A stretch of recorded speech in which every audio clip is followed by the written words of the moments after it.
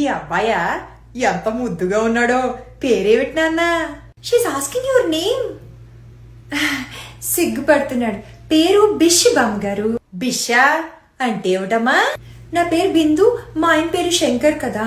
మా ఇద్దరి పేర్లోంచి ఫస్ట్ 2 అక్షరాలు తీసి బిష్ అని పెట్టాము. ఓహో, నీ పేరు ఉమా, మీ ఆయన పేరు శంకర్ అయితే ఉష్ పెట్టేవారు కాబోసు.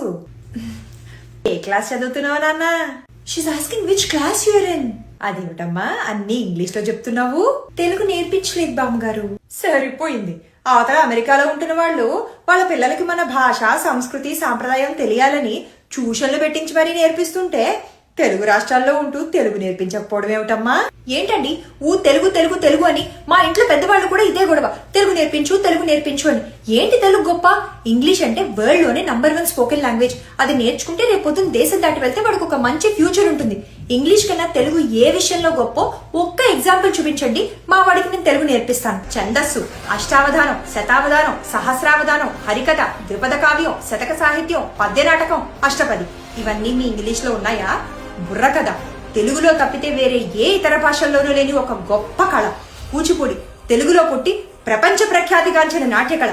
వాగ్గేయకార సంస్కృతి తెలుగులో విరాజిల్లినంతగా వేరే ఏ ఇతర భాషల్లోనూ విరాజిల్లలేదు. దేశ భాషలందు తెలుగు లెస్స అన్నాడు విజయనగర సామ్రాజ్యాధీశుడైన శ్రీకృష్ణదేవరాయలు. ఇవన్నీ నీకు వినడానికి పాత చింతకాయ పచ్చడి కబుర్లాగా అనిపిస్తుండొచ్చు కదూ. సరే, ఇప్పుడు నేను నిన్ను ఒక ప్రశ్న అడుగుతాను. దానికి గాని నువ్వు సరిగ్గా సమాధానం చెప్పగలిగితే నీ కొడుక్కి నువ్వు తెలుగు నేర్పించడం కాదు, నీ ఇంగ్లీషు గొప్పని నేను ఒప్పుకుంటాను. ధర్మ ఇంగ్లీష్లో ఏమంటారో చెప్పు. పోనీ కర్మ ఇది చెప్పు. సరే వదిలే. శ్రీరాముడు, శ్రీ మహాలక్ష్మి, శ్రీరామాయణము, శ్రీశైలము. పురుషుడికి, స్త్రీకి, క్షేత్రానికి, కావ్యానికి మర్యాద ఇవ్వడం కోసం నేను ఒకే ఒక అక్షరం వాడాను, శ్రీ అని. మీ ఇంగ్లీష్ భాషలో ఈ 4ంటికి మర్యాద ఇచ్చేలాగా ఒకే ఒక అక్షరం చెప్పు చూస్తాను. భవిష్యత్తు బాగుండడం కోసం ఇంగ్లీష్ నేర్చుకోవద్దని ఎవ్వరూ చెప్పరు, కానీ తెలుగు జన్మనిచ్చిన తల్లి లాంటిది. అందుకే దాన్ని మాతృభాష అంటారు. ముందు జన్మంటూ ఉంటే కదా బతుకుండేది, బతుకుంటే కదా భవిష్యత్తు గురించి ఆలోచించేది. అసలు అమ్మలాంటి తెలుగుని అవమానించే నీలాంటి వాళ్ళకి, తెలుగు మాట్లాడడానికి చిన్నతనంగా భావించే వాళ్ళకి తెలుగు వాళ్ళమని చెప్పుకునే అధికారమే లేదు.